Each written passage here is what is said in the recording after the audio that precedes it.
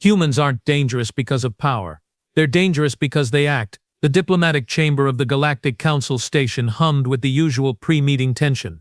Ambassador Kelrix of the Voronoi Collective adjusted her sensory tendrils, watching the human representative slouch in his chair like he was waiting for a particularly boring dental appointment. Ambassador Marcus Webb, Kelrix began, her translator rendering her clicks and whistles into perfect standard.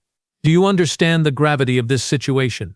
Your species has violated 3 separate treaties, encroached on 2 sovereign systems, and somehow managed to start a bar fight that destroyed an entire space station's entertainment district. Marcus yawned.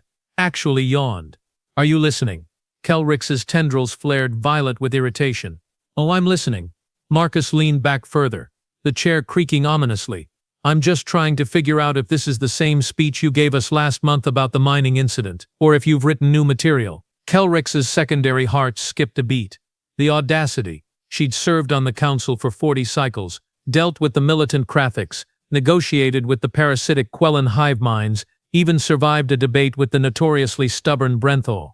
But humans were something else entirely. This is not a joke, human. Never said it was. Marcus finally sat up, producing a data pad from his jacket.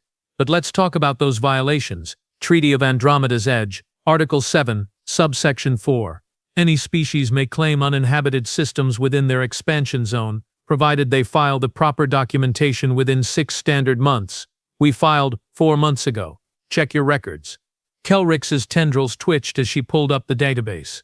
There it was. Filed, stamped, approved by the bureaucratic division. How had she missed that? The second system, she countered, recovering her composure, was clearly marked as a Varani expansion candidate. Candidate, not claimed, not filed, not official. Marcus smiled, and Kelrix understood why other species found human facial expressions so unsettling. All those teeth. We followed your rules, Ambassador. Every single one. It's not our fault your species takes 3 years to fill out paperwork that takes us 3 days. The Krathik's representative, General Throck, slammed his armored fist on the table. What about the space station? You cannot deny that destruction. Oh, the bar fight. Marcus actually laughed. That's my favorite part. See, your security footage shows 3 Krathik soldiers harassing a human civilian. A young woman, maybe 20 cycles old, just trying to enjoy her drink. They got aggressive. She defended herself. The station's structural damage? That was caused by the Krathiks attempting to use military-grade weapons in a civilian area. We have 17 witnesses, including 4 council species representatives who were there. Throke's mandibles clicked furiously, but he said nothing.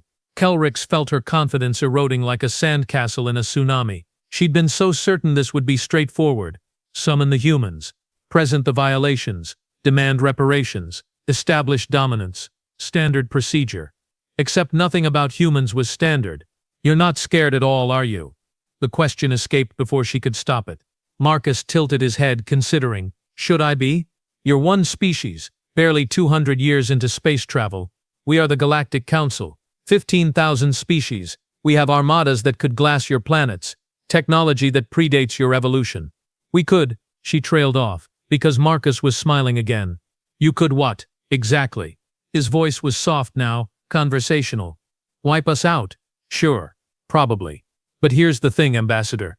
You won't. Want to know why? Kelrix's translators struggled with the sudden silence in the room. Every representative had stopped their side conversations, their data work, their snacking. They were listening. Because, Marcus continued, standing up and walking to the massive viewport overlooking the station's docking bays, we've been watching you. All of you. For the past 200 years we've been taking notes, and we've noticed something interesting. Do you know what the most common cause of war in Council space is? Territorial disputes. Kelrix answered automatically. Nope, bureaucratic gridlock.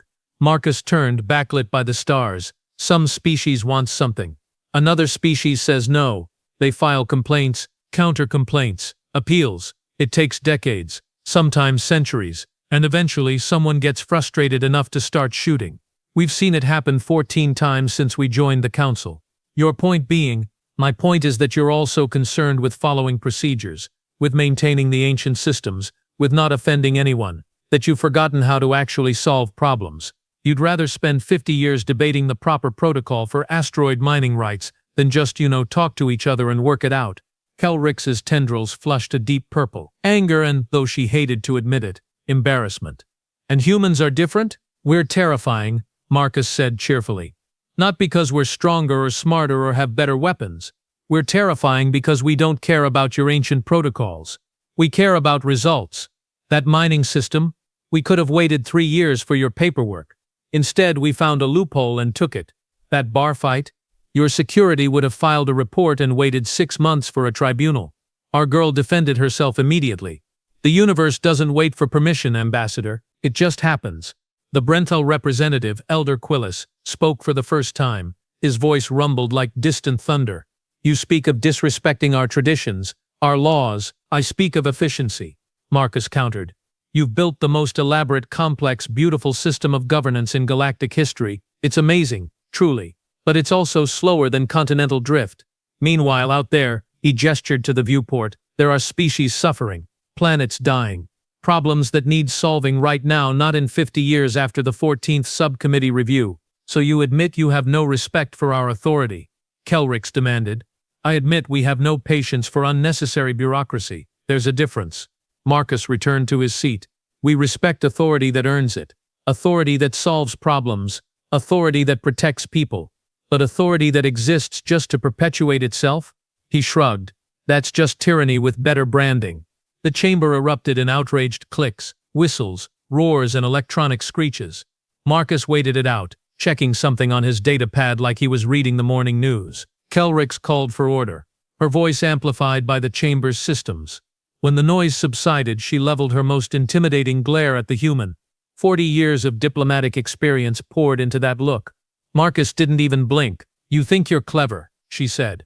You think you've found some secret weakness in our systems, but you're children playing in a universe you don't understand. The Council has maintained peace for 10,000 years.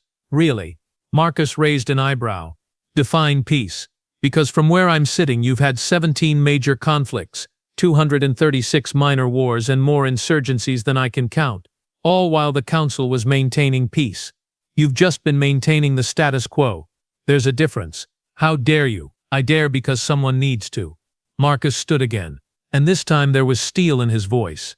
You want to know why we're not scared? It's not because we're reckless or stupid or ignorant. It's because we've been the underdog before. For thousands of years on our own planet we fought and struggled and adapted. We learned that rules are important, but survival is more important. Progress is more important. Justice is more important. He pulled up a holographic display. 3 months ago, a Quellan colony ship encountered a spatial anomaly. Their distress signal reached the Council. How long did it take you to authorize a rescue mission? Kelrix's tendrils drooped slightly. The situation required assessment. Proper vessels had to be allocated. Authorization forms, 6 days. It took 6 days. They had life support for 8, barely made it. Want to know what happened when a human cargo ship picked up that same signal? Marcus didn't wait for an answer. They changed course immediately. Risked their own ship, their own cargo, their own lives. Saved every single Quellan on board. No authorization, no forms, no committees. Just action. The Quellan representative, Speaker Trill, made a soft harmonic sound. Gratitude. Kelrix's translator informed her. We're not trying to overthrow your council, Marcus said, his voice softer now. We're not trying to start a war or claim dominance. We're just trying to help. But we're going to do it our way. Fast, efficient, sometimes messy. And if that means bending a few of your precious rules, so be it. This is unacceptable, Throck roared. You cannot simply— General, Marcus interrupted, with all due respect, and that's not much. Your species has been in 3 wars in the past century. All because you refuse to negotiate until every single ceremonial requirement is met. How many of your people died waiting for peace talks to be properly scheduled? Throck's mandibles snapped shut with an audible click. Kelrix felt something she hadn't experienced in decades. Not fear, exactly. More like uncertainty. She'd been so sure of the Council's way, the proper procedures, the ancient wisdom of slow deliberation. But this human, this infuriating, smiling, impossible human, was making her question everything. What do you want? She asked finally. Truly, what is your species' goal? Marcus considered the question. Honestly, we want to fix things. There's a plague on Dentharos 7 that's been under review for medical aid approval for 8 months. We're sending doctors anyway. There's a trade dispute between the colony and the Brexit that's been in arbitration for 40 years. We're offering mediation services, no charge. There's a whole sector dealing with pirate raids because the council can't agree on jurisdiction. We're sending patrol ships. You have no authority, Kelrix protested. We have compassion. We have resources. We have the will to act. Call it whatever you want. Marcus gathered his datapad. Look, I get it. You've built something incredible here. 10,000 years of peace, give or take. That's genuinely amazing. But 10,000 years have also made you slow, careful, afraid of change, and the universe doesn't care about your comfort level. He moved toward the door, then paused. Here's what's going to happen. You're going to deliberate. You're going to form committees to review our actions. You're going to debate proper procedures and jurisdictional boundaries and all that wonderful bureaucratic theater. And while you're doing that, we're going to keep helping people. We're going to keep solving problems. We're going to keep being the annoying species that doesn't wait for permission. And if we try to stop you, Throck growled. Marcus's smile returned, but this time it didn't reach his eyes. General, let me tell you a story from Earth history. About 250 years ago, my people had this empire. Huge thing. They made rules for everybody. Very organized. Very proper. And one of their colonies got tired of waiting for permission to govern themselves, so they fought for independence. The empire had better weapons, better training, professional soldiers. The colony had farmers with hunting rifles and a really strong desire for self-determination. Want to guess who won? The silence stretched. We don't want to fight, Marcus said. We really don't. War is expensive, ugly, and ultimately pointless, but we also won't be intimidated into inaction. So here's my suggestion. Instead of trying to control us, work with us. We'll try to give you advance notice when we're going to do something dramatic. You try to speed up your approval processes. We meet in the middle. Maybe we both learn something. Kelrix's translator barely kept up with her response. You're proposing a complete restructuring of council operational procedures. I'm proposing you get out of your own way long enough to actually help people. Marcus opened the door. The medical ship for Dinthara 7 leaves in 3 hours, with or without your approval. The mediation team for the colony Brexit dispute departs tomorrow. The patrol squadron launches next week. You can either endorse these actions and take partial credit, or you can oppose them and look like you're blocking aid to people who need it. Your choice. He left. The chamber remained silent for a full minute after the door closed. Then everyone started talking at once. Kelrix slumped in her chair, tendrils tangled in confusion. In 40 years of diplomacy, she'd never felt so thoroughly outmaneuvered. The worst part, she wasn't sure the human was wrong. Yes, the council's procedures existed for good reasons. Careful deliberation prevented rash decisions. Thorough review processes caught problems before they became catastrophes. Ancient protocols ensured all voices were heard. But how many people had suffered while those voices were being carefully, thoroughly, deliberately heard? Her datapad chimed. A message from the human embassy. She opened it, half expecting another demand or ultimatum. Instead, it was an invitation to visit the medical ship before it departed, to see their operations, to observe their efficiency firsthand. The message was signed by Marcus Webb and included a postscript that made her tendrils twitch involuntarily. No forms required. Just show up, we'll figure it out as we go. That's the human way. Kelrix stared at the invitation for a long time.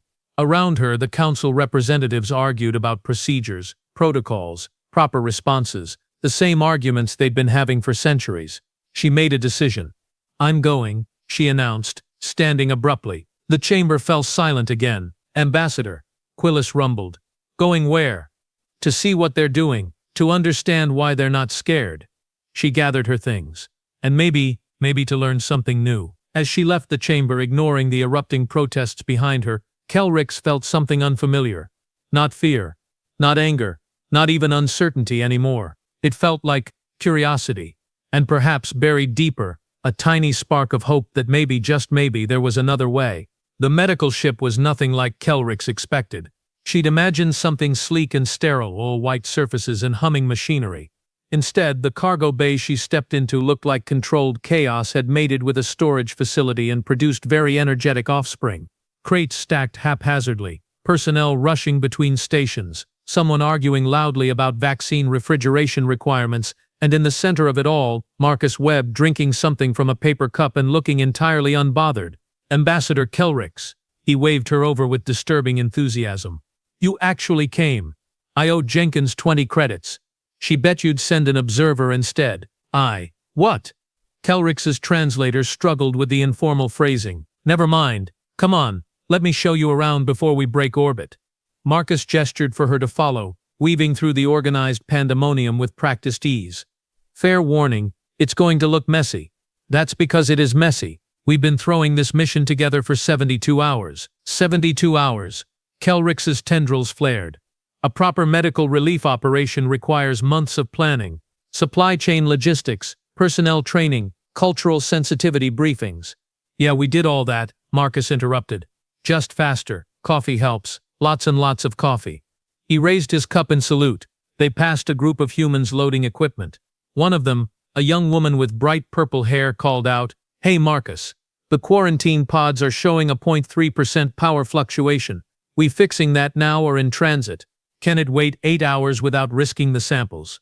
Marcus asked. "Probably." "Then fix it in transit. We're on a schedule." He turned back to Kelrick's without missing a beat. "That's Dr. Maya Flores, best xenobiologist I've ever worked with. She's 26 years old and has already published papers that made 3 council species rewrite their medical textbooks." Kelrick's watched the young woman return to her work, shouting cheerful obscenities at a stubborn crate. "She seems informal." "She's brilliant," Marcus corrected. "There's a difference. Come on, medical bay is this way." The medical bay was more organized, though still bustling with activity. A tall man with dark skin and kind eyes looked up from a holographic display showing what Kelrick's recognized as Dentharan physiology.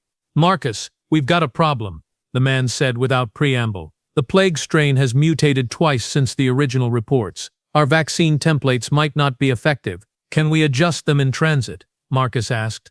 "If Maya's team can synthesize the new antibody chains, yes, but we'll need at least 48 hours of lab time. Transit to Denthara is 60 hours. Make it work." Marcus clapped the man's shoulder. "Kelrick's, this is Dr. Richard Okafor, our chief medical officer." "Richard, Ambassador Kelrick's of the Voronoi Collective. She's here to see if we're completely insane or just mostly insane." Richard smiled warmly, extending his hand before remembering Vorani. "Didn't shake hands. Apologies, Ambassador. Force of habit. Welcome aboard. You picked an exciting mission to observe." "Exciting," Kelrick's repeated flatly. "Your vaccine might not work, you're improvising major modifications in flight, and you seem completely unconcerned." "Oh, I'm concerned," Richard assured her. "I'm just not panicking. Panicking wastes time we don't have. The plague is killing about 30 Dentharans per day. Every day we delay is another 30 lives. So we adapt, we overcome, we save as many as we can." "But what if you fail?" Kelrick's asked. "What if the modifications don't work? What if you make things worse?" Richard's expression sobered. "Then we'll have tried our best with the knowledge and resources we had. But doing nothing, waiting for the perfect solution while people die, that's not failure, Ambassador. That's abdication of responsibility." Alarms blared suddenly, and Kelrick's nearly jumped out of her exoskeleton. "That's just the 5-minute warning for departure," Marcus explained. "You should probably strap in. Human ships accelerate faster than most council vessels. We've found that most other species find our acceleration uncomfortable."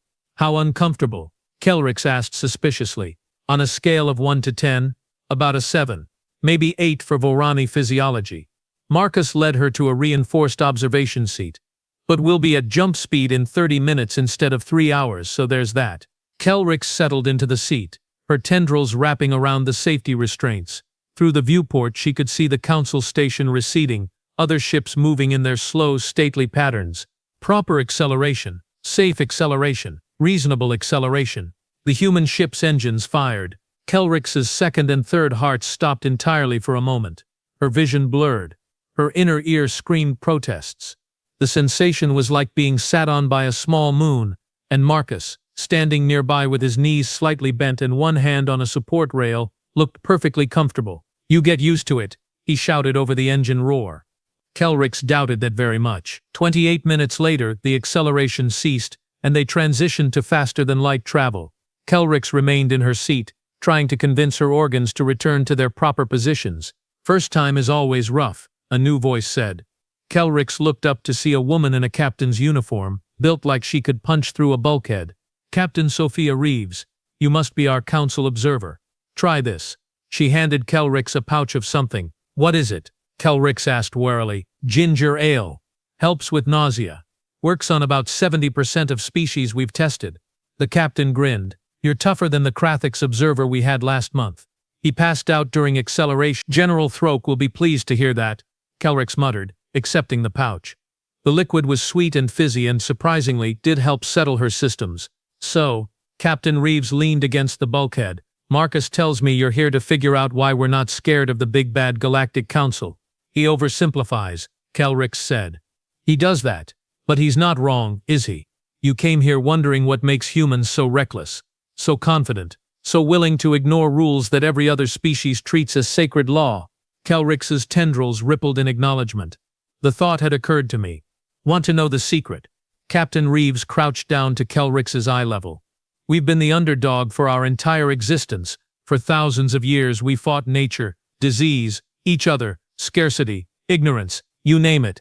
Every generation faced something that should have wiped us out, and every generation found a way to survive. After a while, that changes you. You stop seeing impossible odds as a reason to quit. You start seeing them as a challenge to overcome. That sounds exhausting, Kelrix admitted. It absolutely is. The captain laughed. But it also means we don't fold when someone tells us we can't do something. The council says we need approval to mount a medical relief mission. We hear that we should find a way to help that doesn't require approval. You say we're violating protocols. We hear that we need to find better protocols. It's not disrespect, Ambassador, it's just a different perspective. Maya's voice crackled over the intercom. Captain, we've got the mutation analysis complete. Good news and bad news. Give me the bad news first, Reeves responded. The plague has developed resistance to 4 of our standard antibiotic compounds. The Dentheron immune systems are basically fighting blind. If we don't intervene, mortality rate will hit 60% within 2 weeks. Kelrix felt her tendrils go cold. 60% of a planetary population, millions of lives. And the good news? Reeves asked. I can synthesize a hybrid antibody that should work. 92% effectiveness based on the simulations. I'll need Maya's protein synthesizers running at maximum capacity for 36 hours straight, and there's a 12% chance the equipment will burn out. But it's doable. Do it, Reeves said immediately. Marcus, get Maya whatever she needs. Strip parts from non-essential systems if you have to. Already on it, Marcus's voice came back. Kelrix, you might want to come see this. It's impressive. Kelrix followed the captain to the laboratory section, where Maya and her team had transformed the space into something that looked like a mad scientist's fever dream. Equipment hummed. Holographic displays showed molecular structures rotating in 3 dimensions. And in the center of it all, Maya orchestrated the chaos like a conductor leading an orchestra. Ambassador, Maya called out, not looking up from her work. Perfect timing. Watch this. She manipulated the holographic controls, and a protein chain began forming in the display. See this sequence here? That's modified from Quellen's cellular regeneration research. This part, another chain appeared, comes from Brenthal immunology studies. And this bit, a 3rd chain joined the others. That's pure human stubbornness and creative problem-solving. You're combining research from 3 different species? Kelrix asked, stunned. 4, technically. There's some Krathix work on viral resistance in there too. Maya's fingers flew across the controls. The Council species have been producing incredible research for thousands of years. You just never thought to combine it because you're all so worried about jurisdictional boundaries and intellectual property rights and proper citation formats. We looked at all that amazing knowledge and thought, what if we just used everything that works? That's incredibly dangerous. Kelrix protested. Cross-species medical applications require years of testing, review boards, safety protocols. Usually, yes, Maya agreed. But we don't have years, we have 36 hours. So we're going to do our best. Run every simulation we can, check and recheck our work, and then we're going to save a lot of lives, or die trying. She paused, finally looking up. Okay, that sounded more dramatic than I intended. We're probably not going to die, 70-30 odds at worst. Kelrix stared at the young human scientist. You're joking. Please tell me you're joking. I am. Maya grinned. It's more like 80-20, 90-10 if the protein synthesizers don't explode. This is madness. Kelrix whispered. This is Tuesday, Marcus corrected, appearing with an armload of equipment. Maya, I got you the backup power couplings from the secondary life support system. We're breathing recycled air for the next 2 days, but you'll have stable power. You disabled life support. Kelrix's voice climbed several octaves. Secondary life support, Marcus emphasized. Primary is fine. Tertiary is fine. We've got redundancy on our redundancy. It's uncomfortable, not dangerous. How do you people not panic constantly? Kelrix demanded. The humans in the lab exchanged glances. Richard spoke up from his workstation. Ambassador, can I ask you a personal question? When did your species develop faster than light travel? 6,000 years ago, Kelrix answered automatically. Why? And when did you join the Galactic Council? 5,800 years ago. We were one of the founding members. So you've had peace and prosperity and the full support of a galactic civilization for almost 6,000 years. Richard said gently. Humanity achieved FTL 200 years ago. We've been in Council space for 150 years. Before that we were alone, completely alone, fighting every day just to survive on our own planet. We had world wars, plagues, famines, extinction-level threats that we barely overcame, and we did it all by ourselves, with no help, no guidance, no safety net. He stood, walking over to a viewport showing the stars streaking past. When you've spent your entire history one mistake away from annihilation, you develop a different relationship with risk. It's not that we don't feel fear, we absolutely do, but we've learned to function through it, to make decisions despite it. Because the alternative is paralysis, and paralysis means death. Kelrix felt something shift in her understanding. These weren't reckless children playing at being adults. They were survivors who had learned to thrive in hostile conditions. Of course they weren't afraid of the Council's bureaucracy. They'd faced far worse with far less. Okay people, Maya announced. Synthesizers are online. Beginning production in 3, 2, 1, mark. And we're cooking. Kelrix, you might want to stand back. This part gets warm. This warm turned out to be a significant understatement. The temperature in the lab climbed steadily as the machines worked, and the humans seemed entirely unbothered by conditions that had Kelrix's cooling systems working overtime. Fun fact, Maya said cheerfully, watching her displays. Humans evolved on a death world. Earth has temperature swings that would kill most Council species. Gravity 20% higher than galactic standard. Atmosphere with enough oxygen to make most aliens dizzy. We're literally built for extreme conditions. I'm beginning to understand that, Kelrix admitted. The next 30 hours were a revelation. Kelrix watched the humans work with an intensity and coordination she'd rarely seen. They didn't have formal meetings or consultation periods or proper review processes. They just talked, constantly, calling out problems, proposing solutions, making decisions on the fly. It should have been chaos. Somehow, it worked. When Maya finally announced that the antibody synthesis was complete, the entire crew erupted in cheers. Someone produced alcohol from somewhere, despite regulations clearly prohibiting it on medical vessels. Nobody seemed to care. To Denthera, Captain Reeves toasted. And to not dying when the synthesizers didn't explode. They were never going to explode, Maya protested. You said 12% chance. I was being dramatic. It was more like 8%, 9 tops. Kelrix accepted a small cup of the alcohol, something called whiskey that burned pleasantly on the way down. Around her the humans celebrated, and she found herself wondering when the Council had last celebrated anything. They had ceremonies, certainly. Formal acknowledgments of achievement, proper recognition protocols. But this raw, joyful exuberance? She couldn't remember the last time. Ambassador, Marcus appeared beside her, his own cup in hand. I know this has all been overwhelming. Probably terrifying if I'm being honest. But I want you to understand something. We're not trying to destroy the Council. We respect what you've built. 10,000 years of mostly peaceful coexistence between thousands of species is genuinely miraculous. We could never have done that. Then what are you trying to do? Kelrix asked.